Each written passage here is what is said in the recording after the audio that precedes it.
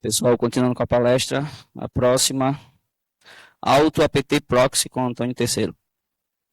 Valeu, Daniel, obrigado. É isso, gente. Boa tarde. Eu vou falar um pouco sobre um projeto meu chamado AutoAPT Proxy, que, enfim, como o título aí diz, ele faz configuração automática de proxy para o APT. É, eu vou pular essa parte aqui. Eu só sou baiano e soteropolitano de Salvador, membro do projeto Debian, faço um bocado de coisa aí. O que é um proxy, né? É um termo muito comum em computação. A gente tem visto hoje em dia, inclusive, uma forma diferente de proxy do que eu vou falar aqui. Mas a ideia de um proxy é um serviço que, né, a tradução de proxy é procurador ou procuração. Então, por exemplo, aquelas guerras por procuração que a gente estuda quando a gente estuda história, que os Estados Unidos e a União Soviética faziam guerras por procuração e tal, em inglês chama proxy wars.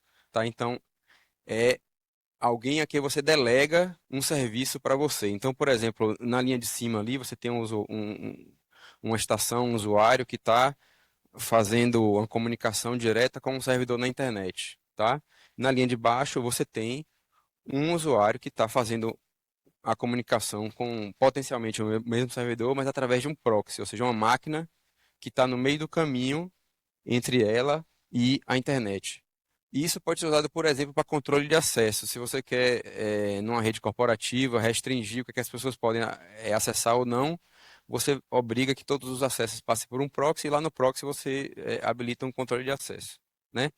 Um outro tipo de proxy que é comum hoje em dia e é muito discutido é o proxy reverso, né? Que faz o contrário. Faz conexões da internet, chegam num proxy e vão para dentro da sua rede interna. Por exemplo, quando você tem um cluster Kubernetes e tal, você tem um componente que fica ali no limiar para a internet, que é um proxy reverso, né? Ele vai receber as conexões, vai gerenciar a criptografia normalmente, com SSL e tal, e vai encaminhar as conexões para o seu servidor de verdade. Mas nessa palestra aqui a gente está falando de um proxy comum, né? O proxy normal, que é de dentro da rede local para fora. Tá? Então, esse proxy, quando você tem muitas máquinas, muitos usuários querendo usar o mesmo serviço, você pode fazer todos eles passarem pelo proxy e otimizar o uso de recurso. Então você vê ali três usuários que estão acessando o servidor através desse proxy e o servidor acessa e o proxy acessa o servidor uma vez só.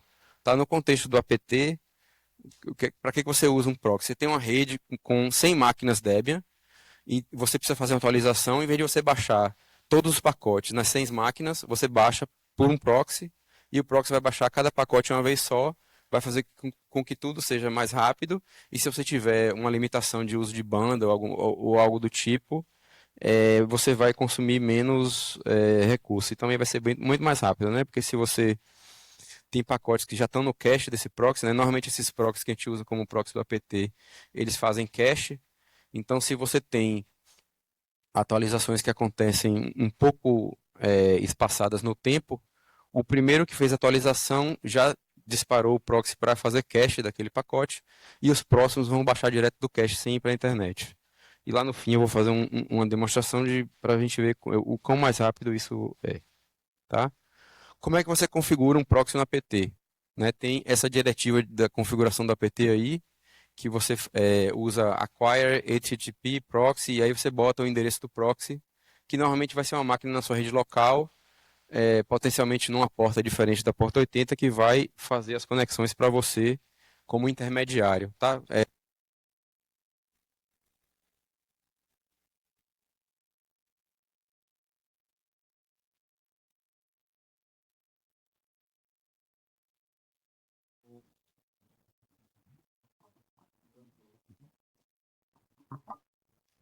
Oi. Aí, beleza. Então, o cliente ele vai fazer. Os clientes HTTP normalmente suportam isso de forma mais ou menos transparente. Então, você está usando uma biblioteca comum como curl ou como é, ferramentas de acesso à rede em geral, elas vão suportar proxy de forma mais ou menos transparente. Então, esse é como você configura um proxy no apt. Quando eu comecei o AutoAPT Proxy, eu me peguei fazendo isso o tempo todo.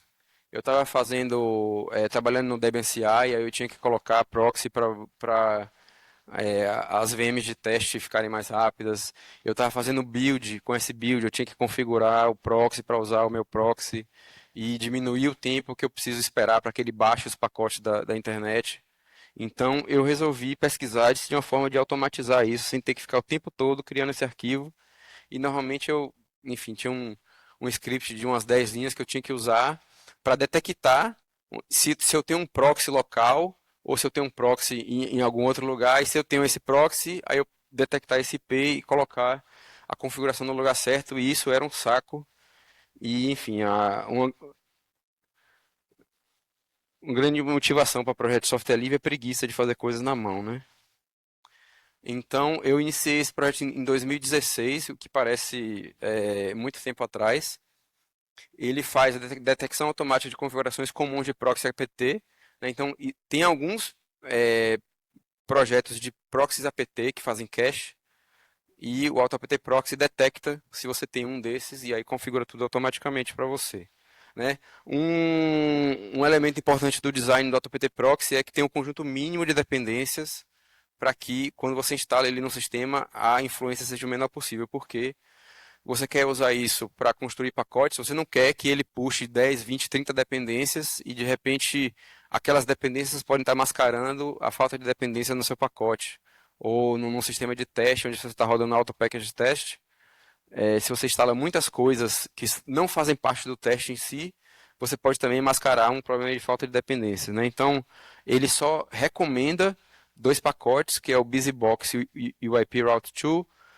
Antigamente, no Bookworm e antes, né, no Debian 12 para baixo, era o contrário, mas eu inverti porque o BusyBox é muito menor e tem ainda menos dependências do que o IP Route 2, então se ele conseguir usar BusyBox, né, ou seja, se o IP Route 2 já não esteja instalado, eu vou instalar o BusyBox, que não vai ter tanta influência no sistema. Mas também se nenhum dos dois estiver instalado, ele ainda funciona, né? Mas ele tem um pouco mais de restrição na funcionalidade.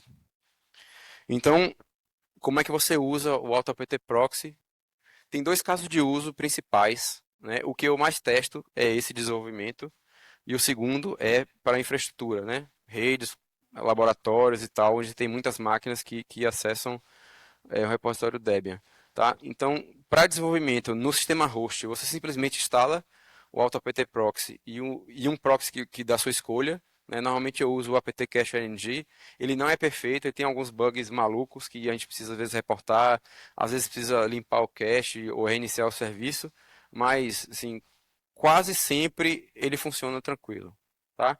E aí, nesse sistema de desenvolvimento, qualquer sistema guest, né, qualquer sistema convidado que onde você vai usar, seja um chroot de build, seja um container, ou seja uma VM, você simplesmente instala o AutoPT Proxy lá e vai funcionar tranquilo, tá? Então, o exemplo no S-Build aí, por exemplo, você hoje em dia tem um modo OnShare que é muito mais prático, você não precisa criar as chroots de build na mão, ele cria sozinho, ele renova a cada X dias, né? O default é 7 dias. E aí você pode passar ali a última opção, OnShare mmdevstrap extra args, que para qualquer que seja o sistema onde você vai construir, inclua o AutoAPT Proxy no sistema, no rootfs do chroot. E aí, desse jeito, tudo isso simplesmente funciona. No caso de uso de infraestrutura, que eu não uso, mas pelas pessoas que me reportam bugs, tem bastante gente que usa. No servidor, você precisa, né? Você vai ter que preparar um servidor proxy cache na sua rede, né? Você vai instalar o proxy e setar uma entrada chamada apt proxy no DNS. Então, se a máquina cliente resolver apt proxy e se apontar para um IP na sua rede, ele vai usar aquele IP por padrão. Ou, que eu não coloquei aí, mas é uma feature do AutoAPT Proxy, se o gateway padrão da rede for esse proxy, você não precisa nem fazer nada. Ele vai testar o gateway padrão, se tiver um proxy lá, ele vai usar. Ou se você quiser usar via MDNS, né, que é o Multicast DNS que tem é, que é um protocolo de DNS distribuído e tal, você pode simplesmente não fazer nada porque o apt-cache RNG ele já publica por padrão, né? Você vai ter que ter instalado o daemon de MDNS, mas isso aí é fora do escopo do que a gente está falando aqui. E aí nos clientes de novo é só instalar AutoAPT Proxy e tudo funciona. Para usar MDNS você tem que ter o Avari Daemon e o Avari Utils instalado. Se você tem um desktop razoável, tipo Gnome, KDE, essas coisas, muito provavelmente ele já vai estar instalado por padrão, mas se não, aí é só instalar isso aí que funciona. Então eu vou falar um pouco sobre como é que o AutoAPT Proxy funciona, né? Na configuração do apt, existe uma outra chave que você pode usar, né? Além de especificar o proxy manualmente, você pode dizer, usar aquela diretiva lá, o proxy autodetect, e passar o caminho de um programa que imprime na saída padrão o endereço do proxy. Então, toda vez que o apt precisar acessar a rede, ele vai chamar esse programa e vai usar a saída padrão dele como o endereço do proxy. E aí, um exemplo ali embaixo, o AutoAPT Proxy, quando você chama ele, ele imprime na saída padrão o endereço do proxy que foi detectado. Tá? As duas primeiras linhas de log ali estão na saída de erro, então elas não fazem parte do que o apt vai capturar.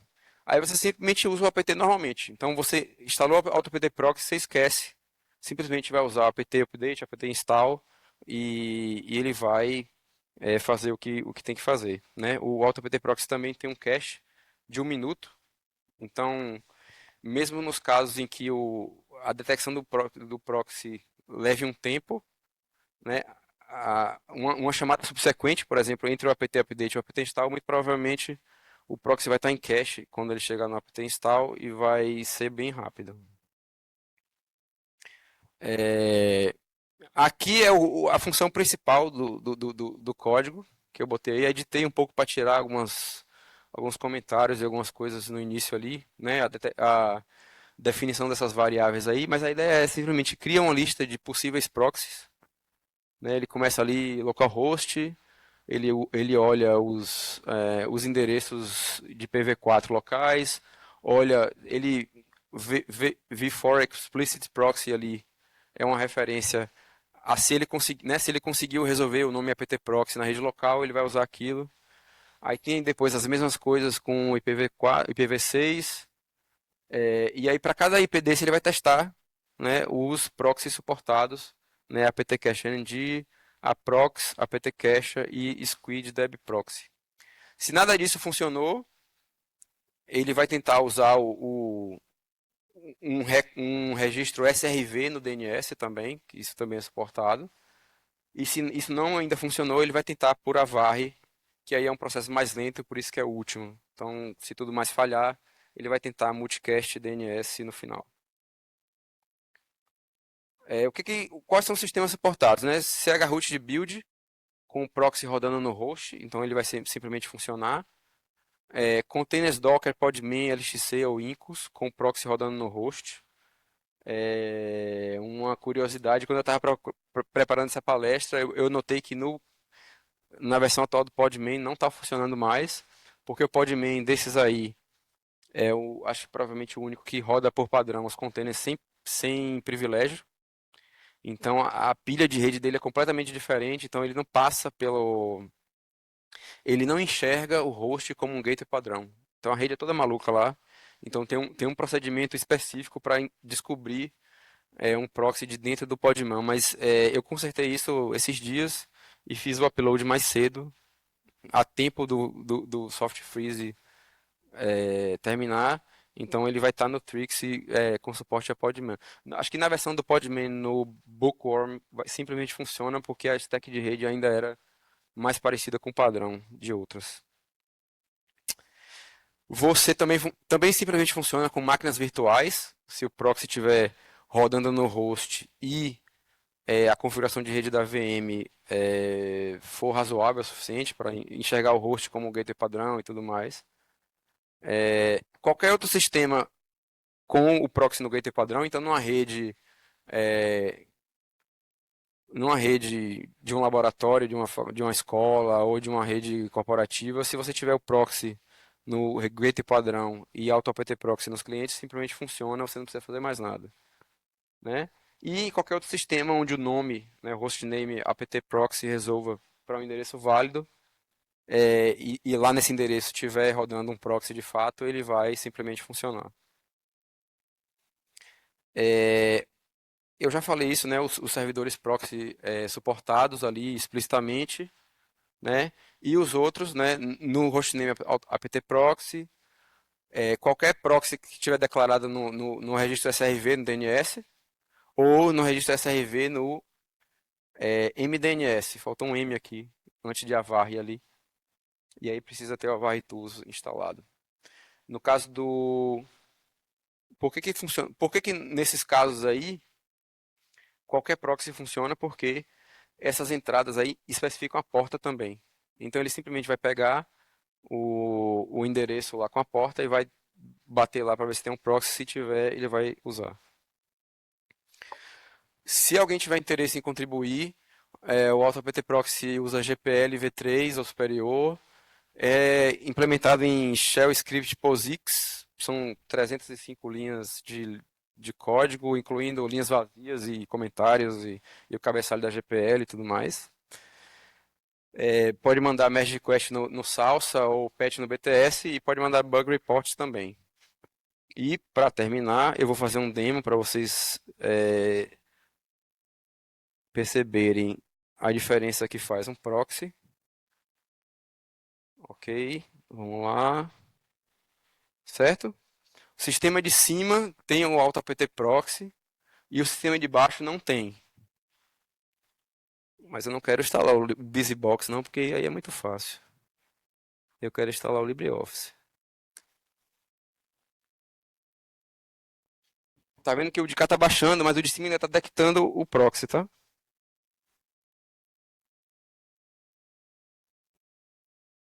A rede daqui é rápida, hein? Quando eu testei isso, ó, o de cima já ultrapassou, tá vendo? Já tá em 500 e tanto. Ele levou 20 segundos, incluindo a detecção do proxy, que às vezes, dependendo da configuração, é lento. Passei vergonha. Não fez tanta diferença, não. Mas veja, se eu tivesse 100 sistemas, seria 100 vezes esse tempo, né? E com o proxy, você usa esse tempo uma vez só. Enfim. Hã? RNP, né? Pois é. Na RNP faz um pouco menos de diferença, especialmente se o hostname do mirror apontar para um. Tá.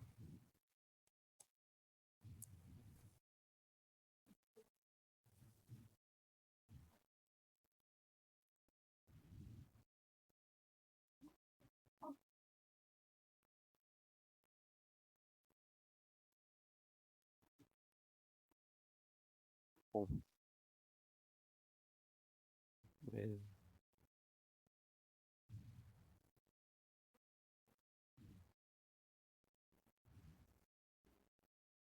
Bom, era isso. Se alguém tiver alguma pergunta, eu vou ficar feliz em responder, senão a gente pode ir para o coffee break.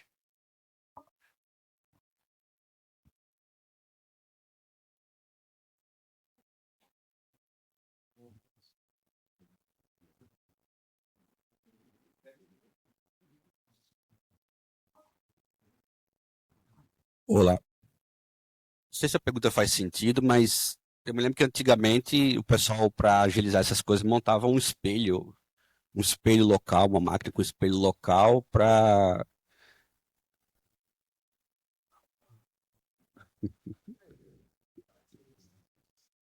Falo. o pessoal montava espelho local para agilizar esses processos de atualização de máquinas sem máquinas. Hum. O exemplo que você deu, né, de sem máquinas. Isso ainda vale a pena ou nem se faz mais isso? É, dificilmente você vai usar o espelho todo, né? Uma arquitetura completa do Debian está em quantos giga? 100 giga? Ixi, Todos os pacotes? Samuel que montou espelho esses tempos aí. Provavelmente Charles não vai falar sobre mirror aí, Não, mas ele vai Charles. saber. O Charles. A vantagem de você ter um proxy é que você só precisa baixar o que você realmente precisa, né? Então, por exemplo, se você tem 100 máquinas iguais, você atualiza uma primeiro, ele vai fazer o cache de todos os pacotes, depois você atualiza os outros 99 e não vai baixar nada da internet, vai estar tudo local, né? Então, você, na prática, tem um mirror local, onde você só fez cache exatamente do que você precisa. É. Não, pegando carona aqui na pergunta do Paulo, do Prox, e na questão de federado, existe uma possibilidade de meu cache, da minha atualização, eu ceder dentro da minha rede lá em Jacobina para outros? Sim, Federado. aquele MDNS lá, Ah, se você tiver numa rede local, todo mundo tiver MDNS e uma das máquinas tiver aptcache NG instalado, vão todas as máquinas usar o cache daquela máquina. Mais perguntas?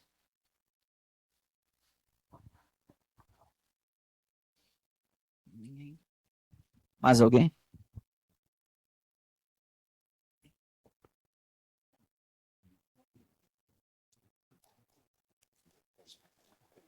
Valeu!